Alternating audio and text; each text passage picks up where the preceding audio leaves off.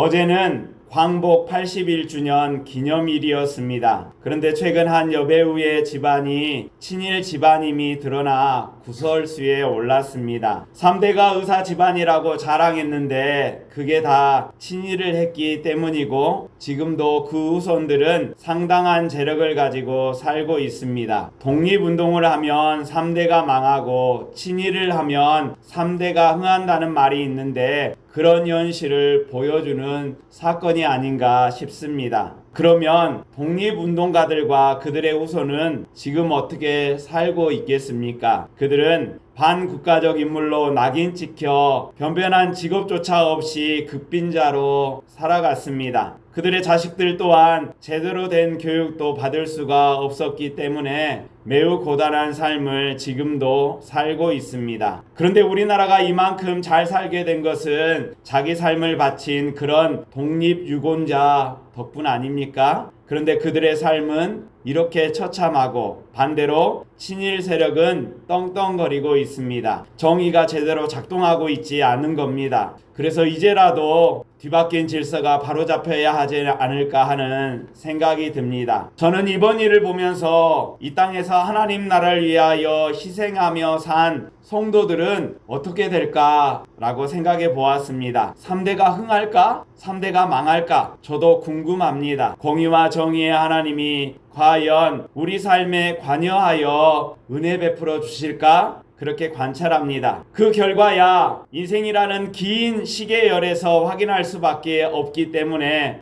떨리는 마음으로 바라보고 있을 뿐입니다. 이렇게 우리는 하나님의 사랑에 대하여 확신하지 못할 때가 참 많습니다. 여러분, 하나님의 사랑에 대하여 여러분도 의심 든 적이 있으십니까? 하나님의 존재에 대하여 의심하지 않더라도 하나님이 정말 나를 사랑하시는가? 라는 의심이 들 때가 다 있을 겁니다. 특히 사람들은 지진 같은 큰 재난이나 사고를 당하면 하나님이 정말 계신가? 라고 의심하게 됩니다. 그런 큰 재난의 이유를 인간이 어찌 알 수 있겠습니까? 오직 하나님만 알 것 같은데 하나님은 침묵할 때가 많습니다. 우리가 살아가는 세상은 뭐라 설명할 수 없는 부조리함으로 가득합니다. 또 인간도 스스로 문제적이지 않습니까? 우리가 동물이라면 닥친 현실을 그저 수용하거나 아니면 회피할 수 있을 겁니다. 하지만 인간은 자의식을 가진 존재이기 때문에 나에게 닥친 사건의 의미를 반드시 묻게 되어 있습니다. 그 문제가 풀리지 않을 때 우리는 혼란스러워합니다. 예기치 않은 재난이 고통스러운 것은 인과관계를 찾을 수 없기 때문입니다. 적어도 착한 사람은 복을 받고 악한 사람은 보응을 받는다는 그 최소한의 인과관계가 깨질 때 우리는 부조리함을 느끼게 됩니다. 그 속에서 우리는 하나님은 사랑이신가? 라고 묻게 되는 것입니다. 그런데 이 말은 참 도발적이지요. 어떻게 인간이 하나님께 하나님이 사랑이십니까? 라를 물을 수 있겠습니까?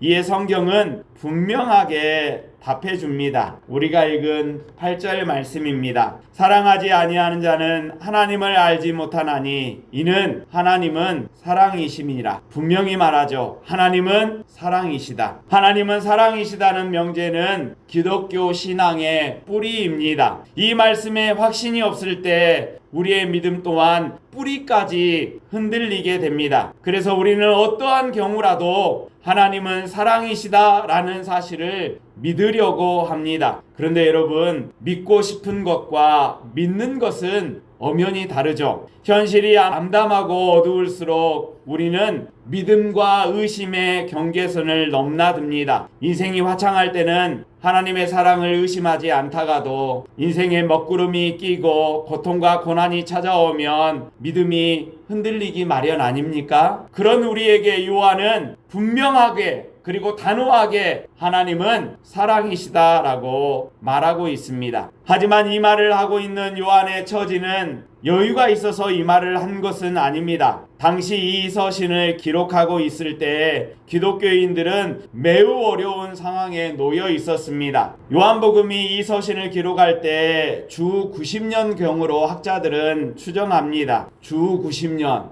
1세기 정도가 지나갈 무렵이니 예수님을 만난 수많은 증인들은 다 죽고 오직 요한만 살아있을 때입니다. 뿐만 아니라 로마 제국 도처에서 기독교인에 대한 박해가 점점 가혹해지고 있었습니다. 박해를 받아 추방받는 사람들도 많아지고 있고 죽임을 당하는 사람들도 여기저기에서 생기기 시작했습니다. 그것 때문에 기독교 공동체는 와해될 위기에 놓여 있었습니다. 그런데 바로 그때 요한은 하나님은 사랑이시다라고 선언하고 있습니다. 하지만 이 말이 기독교인들이 지금 겪고 있는 그 고난과 너무 동떨어진 말은 아닌가 하는 의구심이 들 수도 있겠습니다. 하나님이 사랑이시라면 하나님의 백성이 지금 겪고 있는 고난에 대하여 하나님이 왜 침묵하고 계신가? 그런 반문을 할 수 있지 않겠습니까? 하나님이 사랑이시라고 할 때에 그 하나님의 사랑의 참된 의미는 무엇이겠습니까? 제가 사랑에 대하여 찾아보려고 먼저 국어사전부터 살펴보았습니다. 일반 명사로서 사랑이라는 그 말은 다른 사람을 아끼고 위하며 소중히 여기는 마음이라고 정의해 주었습니다. 하나님의 사랑도 이와 크게 다르지 않을 것입니다. 하나님은 우리를 아껴주시고 위해 주시고 그리움으로 찾아와 주십니다. 친절히 대해 주실 뿐만 아니라 우리 삶이 평화롭고 건강한 삶이 되도록 늘 보살펴 주시는 분이 바로 하나님입니다. 그래서 저는 사랑을 실천적 의미에서 대가나 보상을 바라지 않고 돕는 것이라고 생각합니다. 하지만 이런 생각도 참담한 현실 앞에서 늘 쪼그라들기 마련입니다. 과연 하나님의 사랑은 우리가 참담한 고통을 겪고 있을 때에도 계속되고 있을까? 라는 의문이 들 때쯤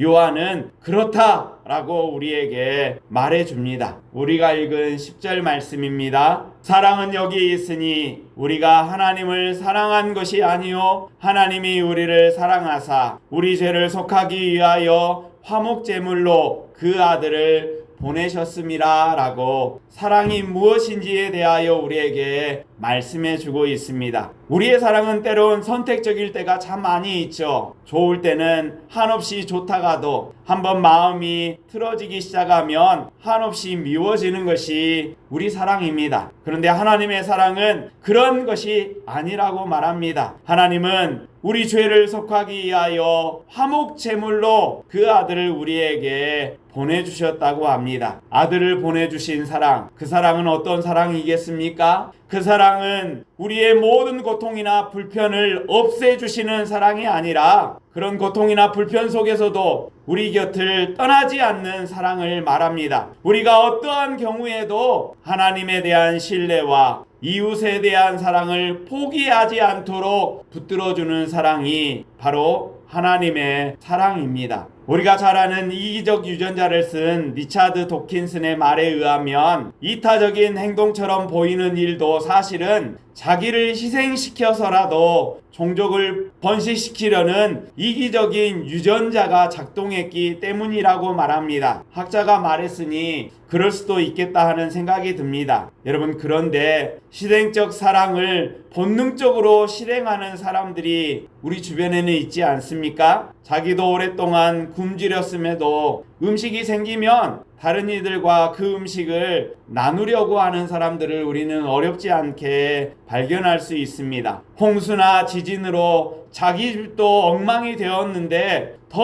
어려운 형편에 있는 이웃들을 돌보는 사람이 있습니다. 누군가 위기에 처해 있으면 앞뒤 가리지 않고 자기의 안위는 생각하지 않고 그 위험 속으로 뛰어드는 사람들이 있습니다. 여러분, 그런 사람들의 행동을 우리가 어떻게 설명할 수 있겠습니까? 이기적인 유전자가 작동했기 때문입니까? 아닙니다. 사랑이라는 말은 다 설명할 수 없는 숭고함이 그 안에는 담겨 있습니다. 하나님의 사랑이 바로 그런 사랑입니다. 그래서 10절 후반절에 우리에게 분명하게 말씀해 주시죠. 하나님이 우리를 사랑하사 우리 죄를 속하기 위하여 화목제물로 그 아들을 우리에게 보내주셨다라고 하나님의 사랑이 무엇인지 우리에게 설명해 줍니다. 우리는 그런 하나님 앞에 왜요? 왜 아들을 보내셨어요? 라고 묻는다면 그것에 대하여 확실하게 답해 줄 사람이 누가 있겠습니까? 이렇게 하나님의 사랑은 우리 인간의 말로는 다 설명할 수 없는 숭고함이 담겨 있습니다. 우리가 인간을 영적인 존재, 하나님의 형상이라고 하는 것은 위기의 순간에 사랑을 선택할 수 있는 능력이 있기 때문입니다. 그런데 그 사랑은 어디에서 오는 것이겠습니까? 우리의 본능에서 오는 것이겠습니까? 우리 본능은 늘 자기의 안전과 안위, 보존을 가장 중요한 가치로 여기는데 그런 인간의 본능에서 그런 사랑이 오는 것이겠습니까? 아닙니다. 그 사랑은 바로 하나님께로부터 오는 것입니다. 하나님이 첫사람 아담을 창조하시고 그 코에 생기를 불어넣을 때에 비로소 생명이 되었던 것처럼 지금도 하나님은 우리 속에 사랑의 숨결을 불어넣어서 우리가 사랑의 사람이 되게 하시는 것입니다. 그래서 7절 하반절은 이렇게 우리에게 말해줍니다. 사랑은 하나님께 속한 것이니, 속했다는 말의 원래 의미는 하나님께 난 것이다 라고 말하는 것입니다. 사랑은 하나님께 난 것입니다. 오직 하나님께만 사랑이 있고 그 사랑이 우리 안에서 시작된 것은 우리가 하나님께 낳기 때문이라는 것입니다.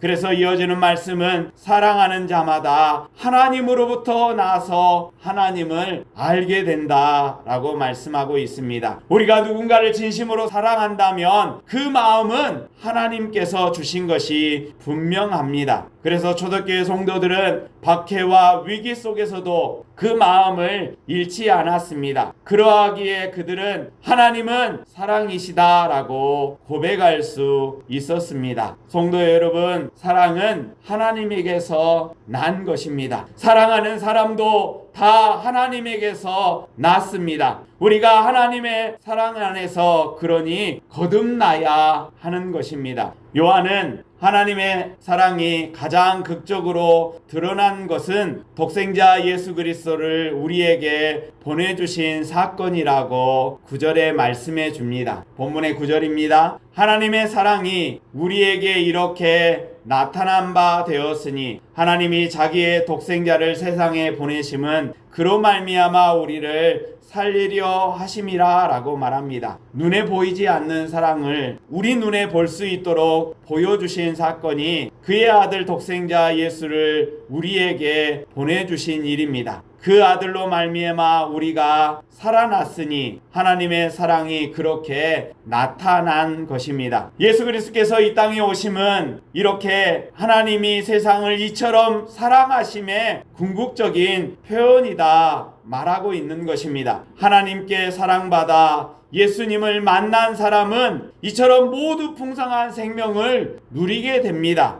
여러분, 사랑받는다는 것은 풍성해진다는 것입니다. 사랑받는다는 것은 충만해진다는 것입니다. 그래서 사랑받아 충만해졌기에 그 질병이 떠나가고 회복되는 역사가 일어나는 것이고, 사랑받아 풍성해졌기에 악한 영에 눌린 이들도 해방을 누릴 수 있는 것입니다. 자기 모멸감에 빠져 살던 사람들조차 자기 생을 사랑할 수 있게 되는 것은 하나님께 사랑받아 충만해지기 때문입니다. 늘 무심하게 보던 들꽃 한 송이, 새 한 마리에도 하나님의 사랑이 녹아 있음을 깨닫게 되는 이유가 바로 거기 있습니다. 하나님께 사랑받아 보십시오. 그러면 세상이 달라 보일 것입니다. 그 사랑은 십자가 위에서 완성되었습니다. 예수님은 자신을 십자가에 못 박는 이들과 조롱하는 이들에게도 저들의 죄를 용서해 주옵소서, 자기들이 하는 일을 알지 못하나이다 라고 기도를 드렸습니다. 예수님은 사랑으로 폭력의 악순환을 끊고 진실한 사랑으로 인류를 구원하셨습니다. 그리고 우리가 그 사랑을 받은 자들입니다. 성도 여러분, 눈에 보이지 않는 하나님의 사랑을 하나님께서는 눈으로 보고 만질 수 있는 사랑 사랑으로 우리에게 보여주셨으니 바로 자기의 독생자 예수 그리스도를 십자가에 내어주시고 우리를 살려내주신 사랑으로 우리에게 보여주셨습니다. 바로 그 사랑받은 자들이 우리들임을 굳게 믿으시기 바랍니다. 그러니 하나님의 사랑으로 충만해지십시오. 하나님의 사랑으로 풍성해지십시오. 하나님의 사랑으로 충만하고 풍성해지면 세상이 달리 보이고 하지 못할 일이 없을 것처럼 충만해지는 것입니다. 그런데 여러분, 우리는 사랑의 사람으로 살아가고 있습니까? 사랑한다고 말하면서 상대방을 질식시키고 있지는 않느냐 하는 말입니다. 오징어를 소재로 쓴 시인 최승호 시인은 오징어 3, 1, 2, 3 할 때 3입니다. 오징어 3에서 이렇게 시를 쓰고 있습니다. 그 오징어 부부는 사랑한다고 말하면서 부둥켜 안고 서로 목을 조르는 버릇이 있다. 풍자가 담겨 있지만 우리가 어떻게 살아가는지 지적하고 있어서 부끄럽기도 합니다. 여러분, 우리가 이러지 않습니까? 자식을, 남편과 아내를, 그리고 성도를 사랑한다고 하면서 사실 그들의 목을 조르고 있지는 않는가 하는 생각이 듭니다. 다 너 사랑해서 그런 거야 말하면서도 자식들에게 자기의 욕망을 투사하는 부모들이 참 많습니다. 우리의 욕구를 상대에게 투사하면 할수록 생명은 위축되고 일그러지게 됩니다. 하나님의 사랑도 예수님의 사랑도 강제하면 사랑이 아닙니다. 참 사랑은 오히려 사람들의 영혼을 위축시키는 것으로부터 해방하고 제거하는 것이 참 사랑입니다. 호주 퀸즐랜드 지역에 가면 해변가에 맹그로브 나무가 울창하게 숲을 이루고 있다고 합니다. 그런데 이 맹그로브 나무는 민물에서 자라는 나무인데 그 퀸즐랜드 지역에서는 바닷가에 나무들이 이렇게 숲을 이루고 있습니다. 이 나무는 염분이 많은 물속에서 살기 위해 일부 나무 잎사 위에 염분을 저장하여 그것을 떨어뜨린다고 합니다. 그 잎들이 자기를 희생시킴으로 나무 전체를 살게 하는 것입니다. 호주 사람들은 이 나뭇잎을 가리켜 낙엽이라고 그냥 말하지 않습니다. 낙엽은 생기가 말라버리면 저절로 떨어져 나가는 것이 낙엽이죠. 그런데 호주 사람들은 이 잎사귀를 가리켜 희생하는 잎사귀라고 희생엽이라고 부른다고 합니다. 희생엽. 우리도 그렇지 않습니까? 우리 생명을 풍성하게 하기 위하여 희생하신 그 예수님 덕분에 우리가 지금 살고 있는 겁니다. 하지만 이 감동적인 이야기도 자칫하면 악용될 수 있습니다. 힘 있는 이들이 힘없는 사람들을 희생시키면서 미화시킬 수 있기 때문입니다. 예수님은 희생하는 사랑을 가르치셨지 희생시키는 사랑을 가르친 적이 없습니다. 예수님은 자기를 희생하셨지 누군가를 희생시키지 않으셨습니다. 자칫 오해하면 우리가 예수 믿는 일은 예수님에게 희생하는 일이라고 생각할 수 있습니다만 그렇지 않습니다. 예수님은 자신을 우리를 위하여 희생하신 사랑을 보여주셨습니다. 힘 있는 사람이 힘없는 사람에게 희생을 강요하면 그것이야말로 폭력 아닙니까? 하지만 힘이 있는 사람이 스스로 희생하면 세상은 변화됩니다. 하늘과 땅의 권세를 다 가지신 그 예수님이 희생하셨기에 세상이 그 예수님으로 말미암아 구원받을 수 있는 것입니다. 그래서 요한은 하나님의 사랑을 경험한 사람들에게 너희도 서로 사랑하라 라고 말해줍니다. 서로 희생하라는 것입니다. 본문의 11절입니다. 사랑하는 자들아, 하나님이 이같이 우리를 사랑하셨은즉 우리도 사랑하는 것이 마땅하다라고 말씀해 줍니다. 하나님의 이 주도적인 사랑에 응답해야 할 책임이 하나님의 사랑받은 우리에게 있다는 것입니다. 하나님이 쿵 하셨다면 우리는 더 쿵 할 줄 알아야 한다는 겁니다. 쿵, 더 쿵 하면서 생명의 리듬이 만들어질 때에 하나님 나라는 점점 확산되어 나가는 것입니다. 사랑이라는 말이 참 진부하게 들리는 시대임이 분명합니다. 하지만 여전히 사랑한다는 말처럼 우리 가슴을 뛰게 하는 말이 없습니다. 왜 그렇습니까? 하나님의 사랑이 씨앗처럼 우리 영혼에 심겨졌기 때문입니다. 하나님의 사랑을 받은 만큼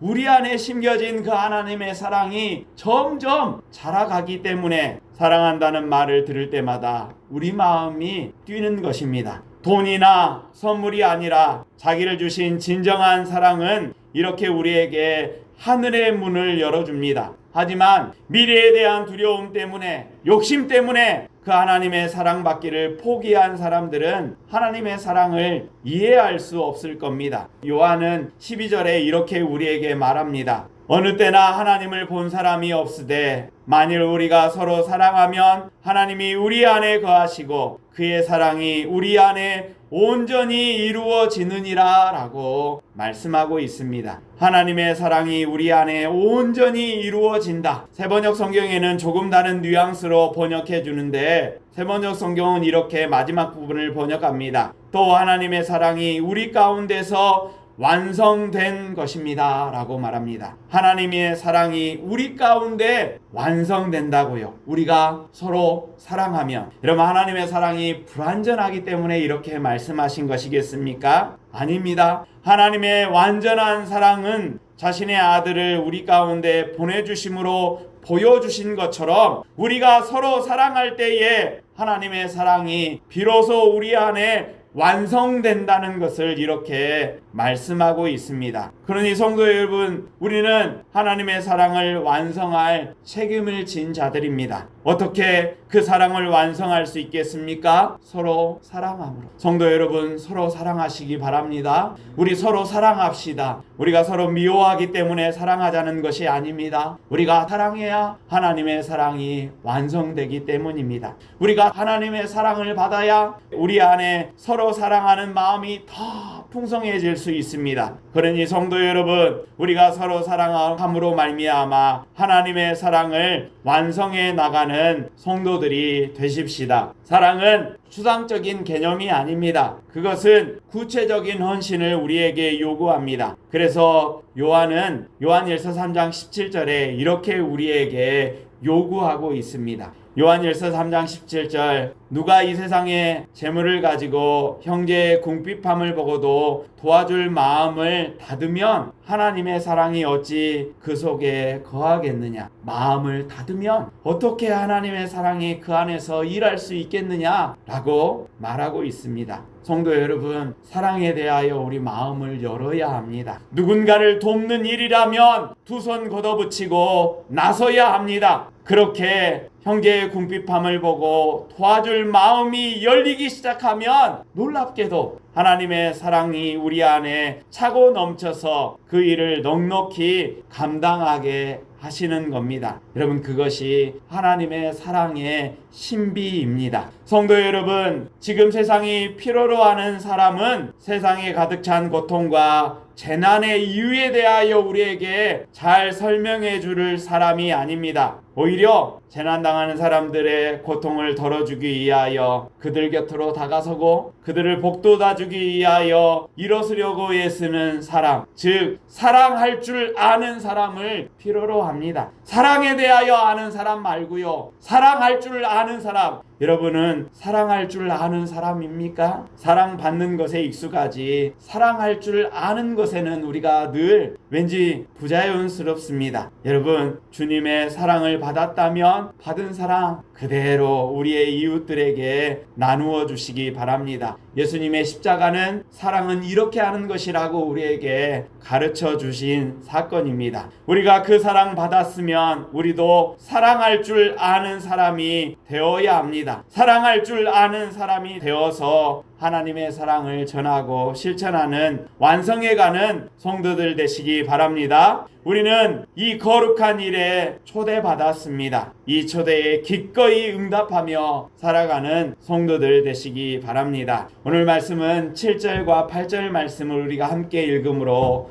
마무리하겠습니다. 본문의 7절, 8절 말씀입니다. 시작. 사랑하는 자들아, 우리가 서로 사랑하자. 사랑은 하나님께 속한 것이니 사랑하는 자마다 하나님으로부터 나서 하나님을 알고 사랑하지 아니하는 자는 하나님을 알지 못하나니 이는 하나님은 사랑이심이라. 우리 서로 사랑하는 성도들 되십시다.